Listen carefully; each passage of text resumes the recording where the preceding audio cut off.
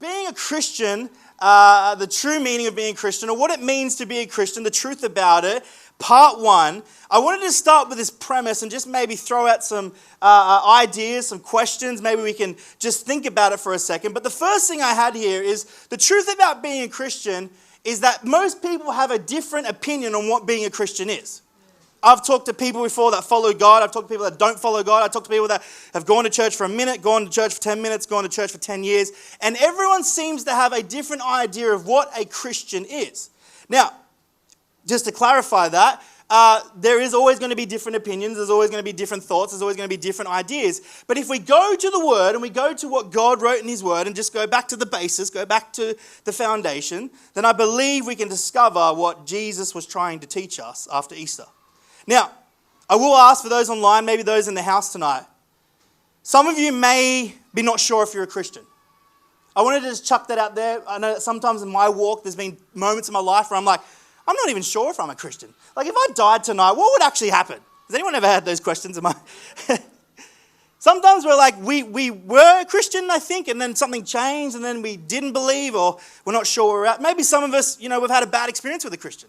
We've had a bad experience with the church. We've had a bad experience with someone that follows God. Maybe you were that bad experience. Hello?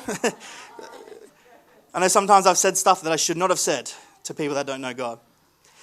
Sometimes we think that salvation is through our works. It's through how much we can do for God. It's how much we can do for Him that makes us a Christian.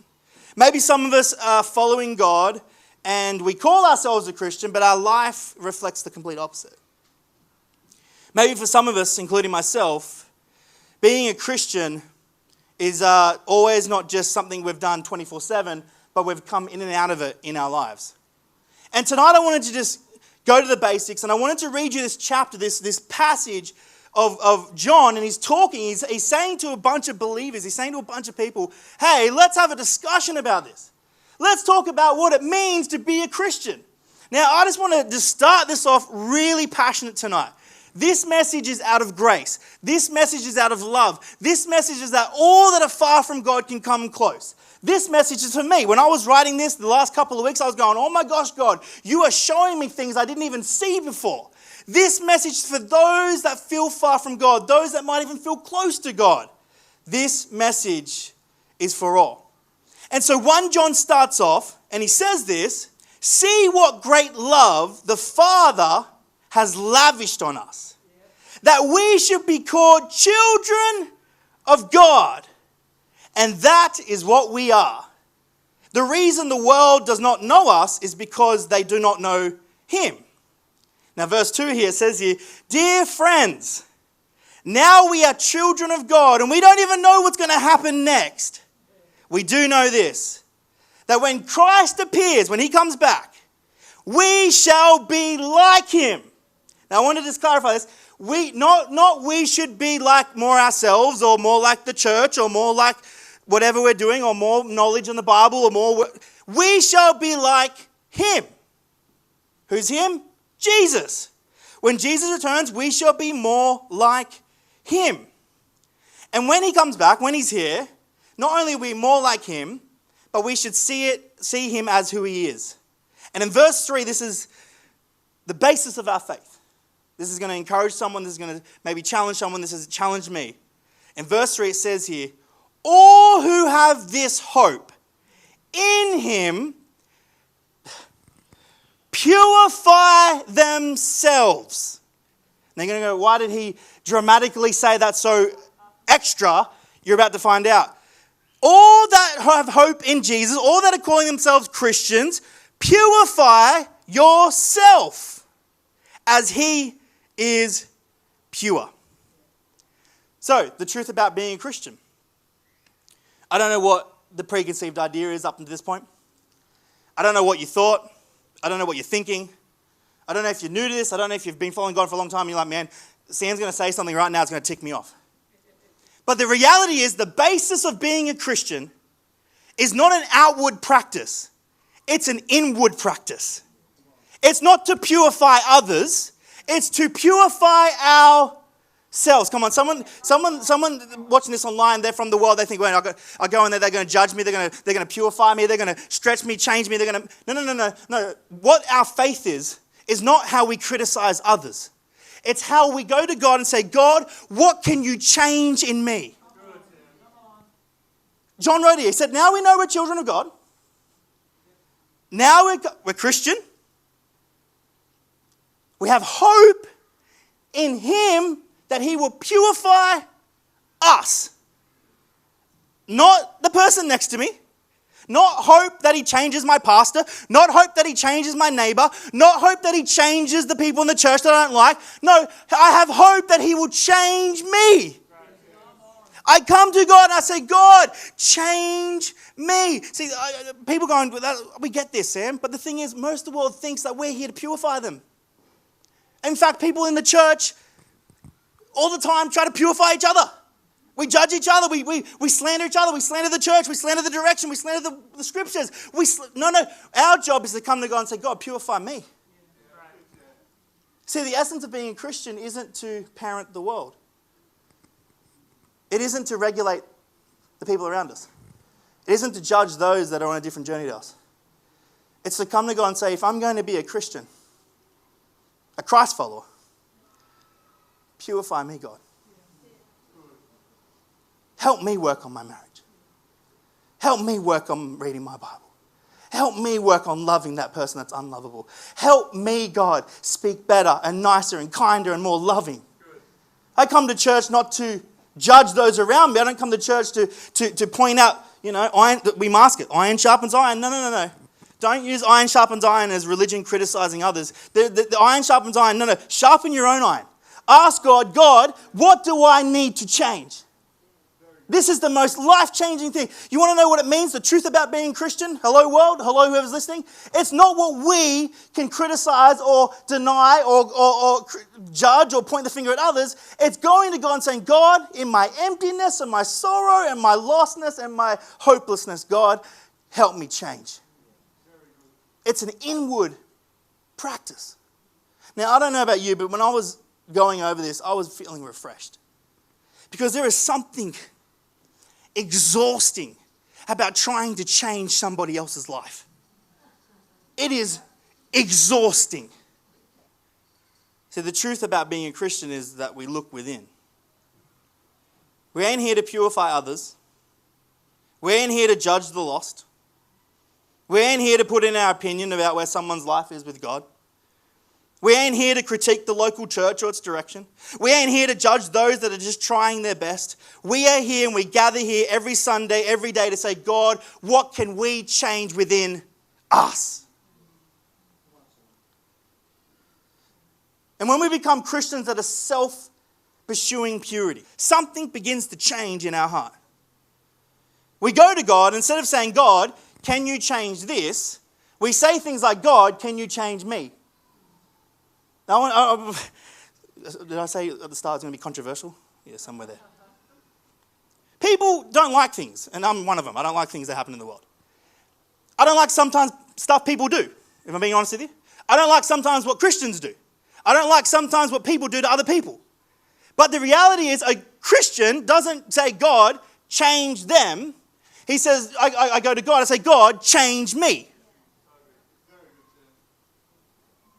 How can I love them beyond that? How can I bring hope beyond that? How can I have faith beyond what I can see? Not change it, change me. Another thing we do is not, hey, Chris, you should do better. We say, God, how can I do better? Oh, Sam, you should preach better. No. Maybe how can I listen better?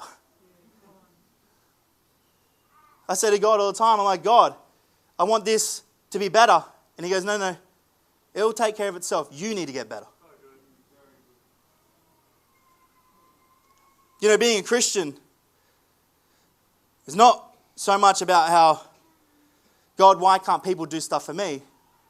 But it's going to God in our emptiness. Now let me just highlight this. It's going to God in our emptiness and in our nothing and saying, God, what can I do for somebody else? See, the script is flipped.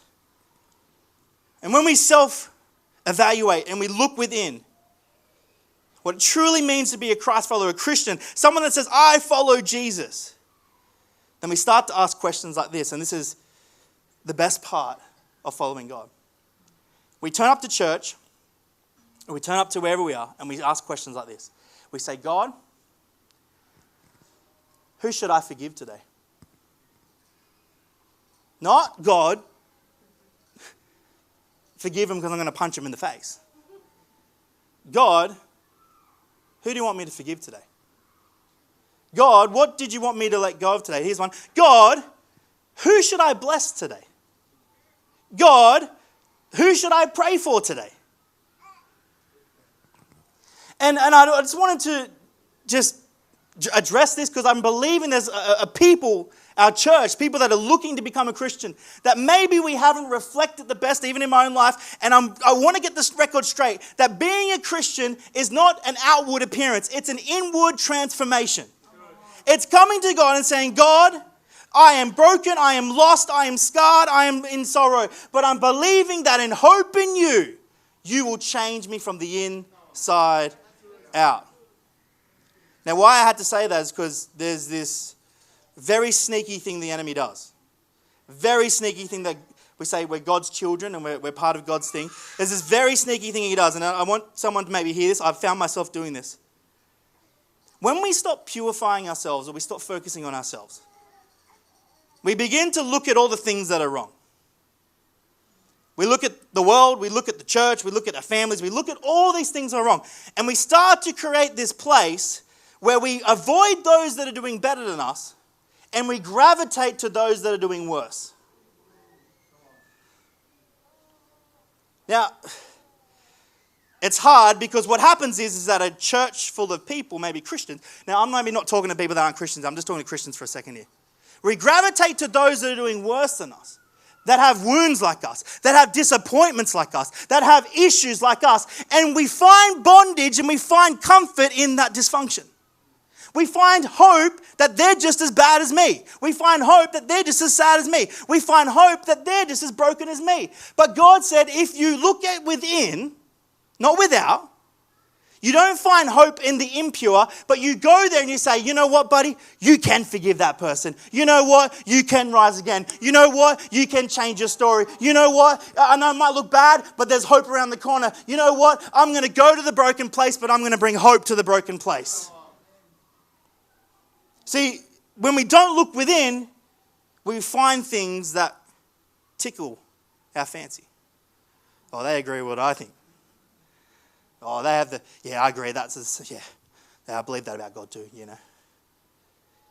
Instead of saying, hey, I know it hurt. And I know we found ourselves in this place.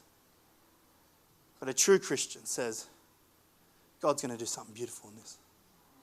God's going to rise us up from this. And I'll tell you why this is important. When we look within, the church, as it is today, and maybe being a Christian, has a reputation of being the dangerous place of the world. People know it as the dangerous place. They talk about what happens within churches and money. They talk about what happens with leadership and children. And the church has become the reputation of the most dangerous place. And we neglect the purity of our own existence. We neglect the purity of our own church. So the world knows us as the dangerous place. But when we come to God and we don't judge those around us, and we don't criticize those around us, and we love people unconditionally, we then become the safest place in the world. Let me explain what happens. See, I might not be the most educated in the room. Let me just be vulnerable with you. I might not be the most Bible knowledge in the room.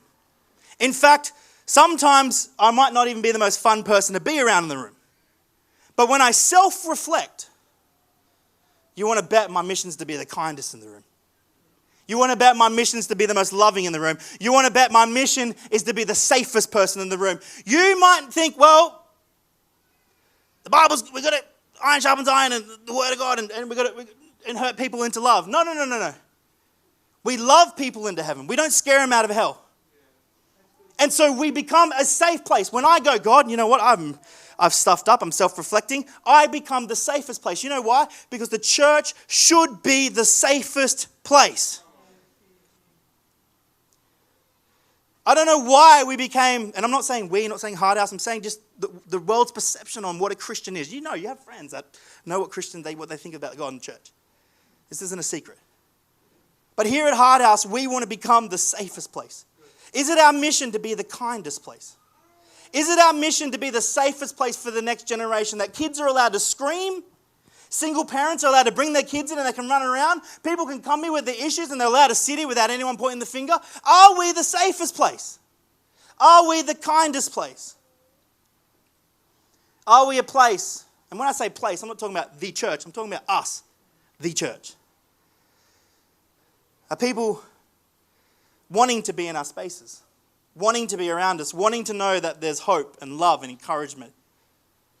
Because the true Christian, the truth about being a Christian, is when you seek after God's heart, people will mob you, surround you.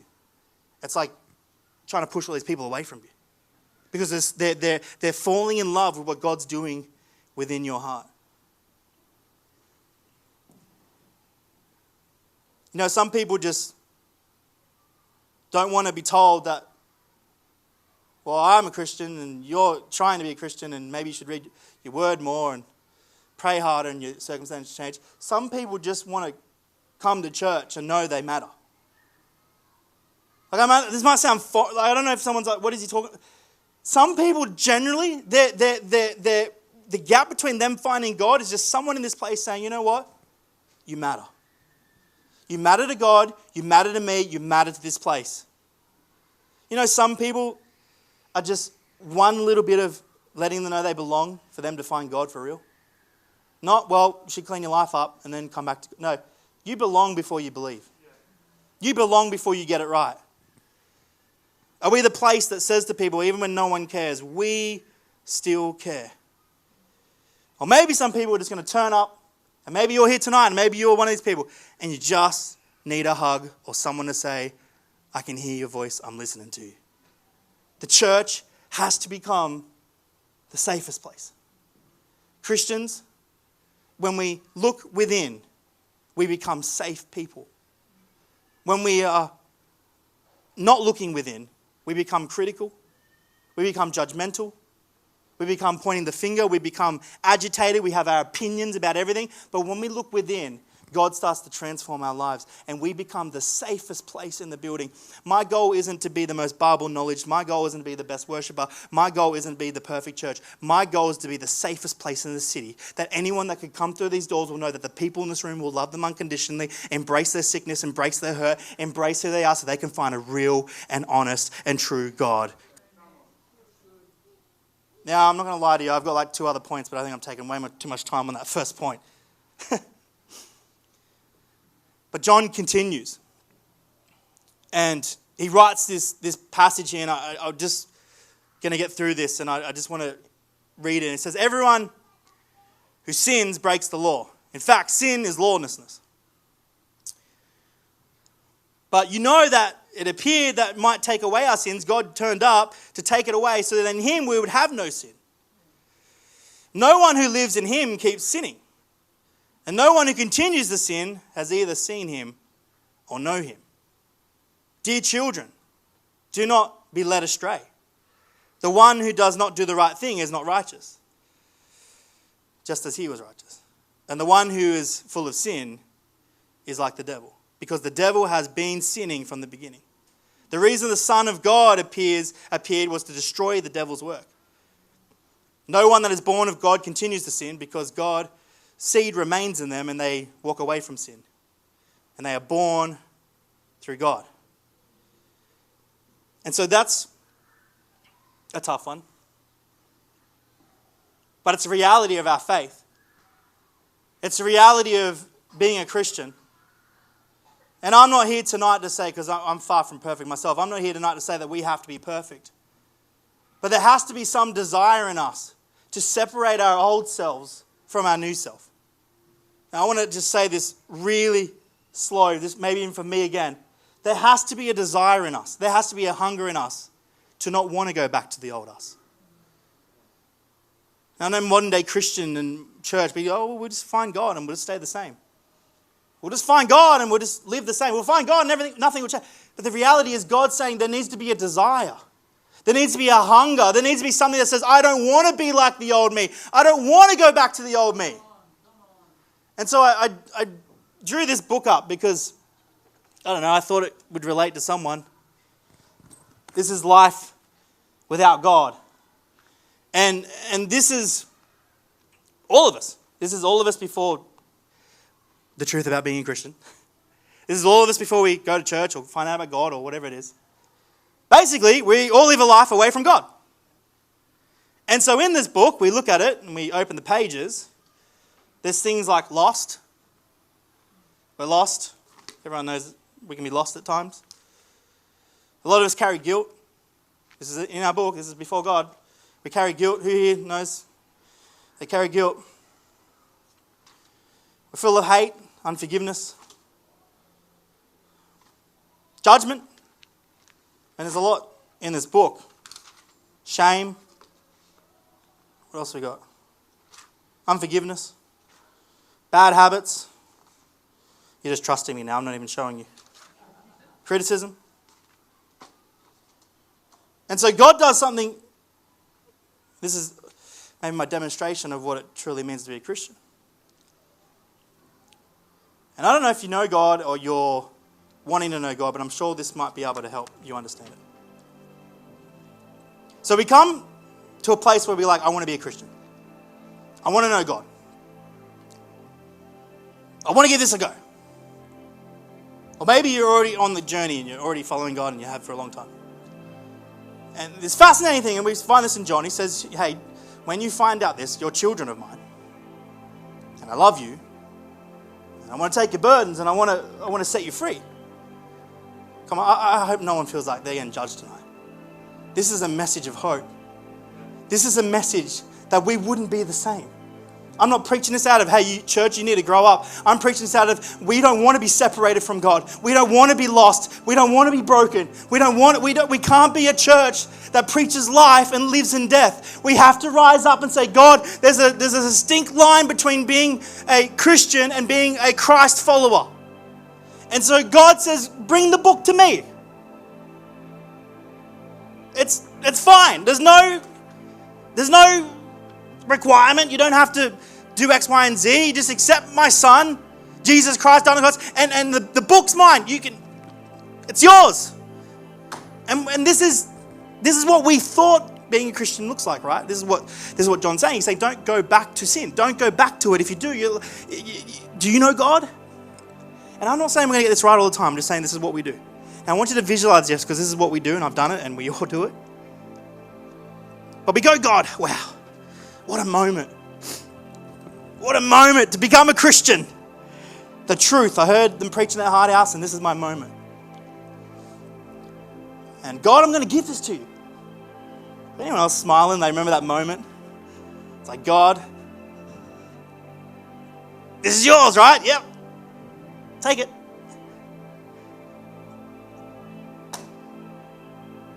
And then we're here. But hang on. Just hang on a second. I appreciate you taking the book, but I'm just going to let's take guilt just for a second.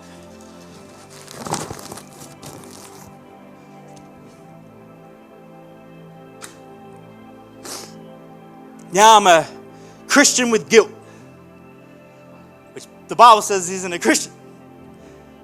Okay? Because sin's not just the acts we do, sin's the things that separate us from God. It's shame, guilt, it's other things. It's not just, well, I had too many drinks on Saturday night or I did this. Sin is all things that separate us from God. And so we come to the cross and we're fine with that. But hang on a second.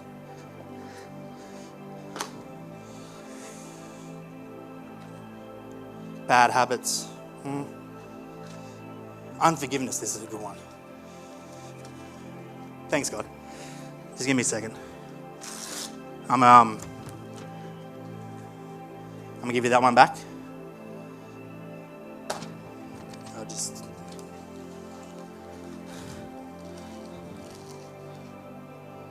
I'm a Christian now with unforgiveness. But God says John writes it, they don't mix. They can't mix. I can't keep ripping pages back out because eventually the book becomes empty. I just gotta get that addiction and that shame and that judgment, that stupid person in that church, and that, yep, I don't have a problem doing this ever. Here you go, God. Hang on.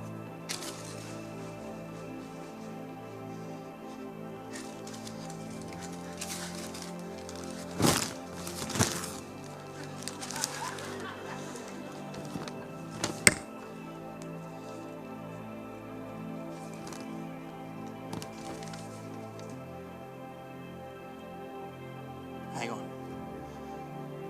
And now I'm back.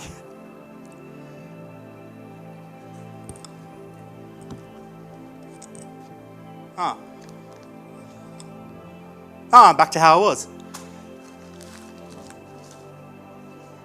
And now the world sees that.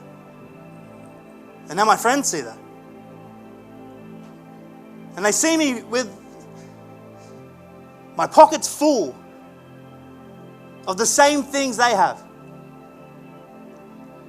I enter into the gossip. I criticize those around me. I still carry this shame, and I don't know why. And so the truth about being a Christian is just leave the book and take the pages. Because we've claimed the book, so that's good. But we'll carry the pages. No, friend, I'm here to tell you that the two can't mix. God said to you, and I'm not saying you have to get it perfect, but what I'm saying is there has to be a deep-rooted conviction that when you see the pages, you say, I ain't picking that back up. I ain't having this. I am being set.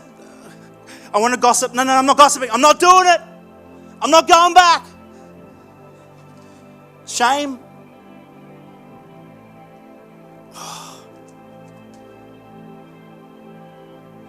No. See, it's not about perfection. It's about conviction.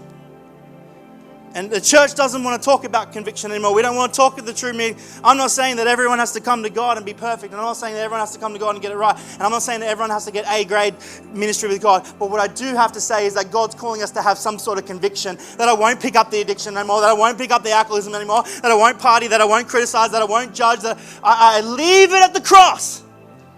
I empty my pockets.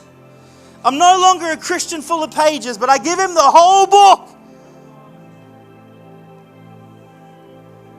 Because something exciting is happening, and I'm believing this right now. Someone's being healed by this. Right now, you're starting to realize that truly when God said the old is gone and the new is here, that is happening right now in this place. The old is gone and the new is here. The old is gone and the new is here. Those guys getting baptized tonight, the old is gone and the new is here. You don't have to pick up the pages no more. Let's get serious about the meaning, the truth about being a Christian. It's not that we're perfect, but we have some sort of conviction that we won't fall back into picking up what we left at the cross. The old is gone. The new is here. I'm going to preach this till my face goes blue. The old is gone. The new is here. Some people have chains in their lives. Some people are feeling restricted right now. Some people don't even know it, but religion is choking you. The old is gone. The new is here. Criticism goes. Encouragement comes. Negativity goes. Positive comes. Feeling like there's no hope in the world. Hope is filled in your life tonight. The old is gone and the new is here. Leave it at the cross.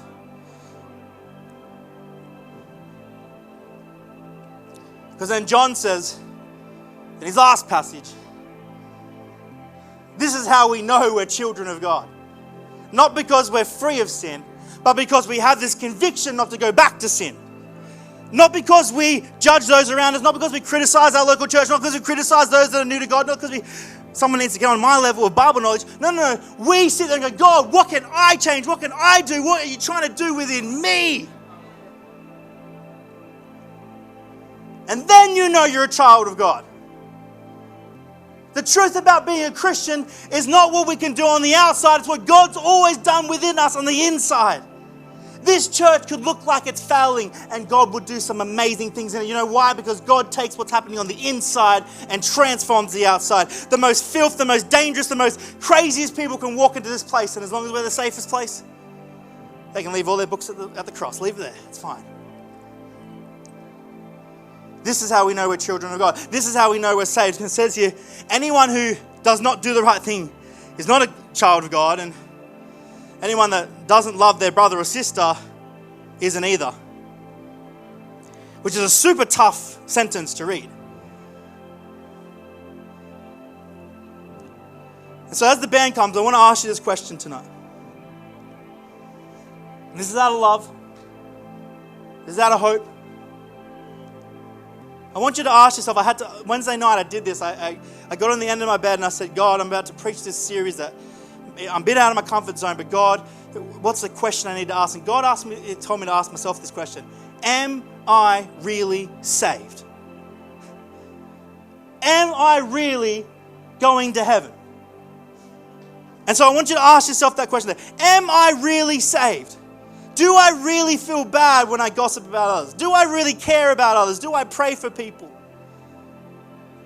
Do I do good for others even if there's nothing in return? Do I care about the person next to me more even if I don't know who they are? Does my heart ache when people don't know God? Am I part of the church because of what it can do for me, or am I part of the church for what I can do for the local church? These are the questions we have to ask ourselves daily. To be a Christian is to look within. Because this all comes down to the crossroads of God saying, children of mine, love each other. They love each other. And so our center begins to change. Our center begins to change. Life with God. We pick up a different book. And am I saying anxiety is not going to come? No, it's going to come. Am I saying there's going to be perfect days? No. Things go wrong. Am I saying that the church is always going to get it right? Absolutely not. Am I going to say that everyone in here is going to be flawless and not have... No, there's going to be plenty of issues and plenty of dramas and plenty of stuff going on. But when we pick up this book, something starts to change. We go back to these pages. We go, I have hope. I have hope that God's going to make a way.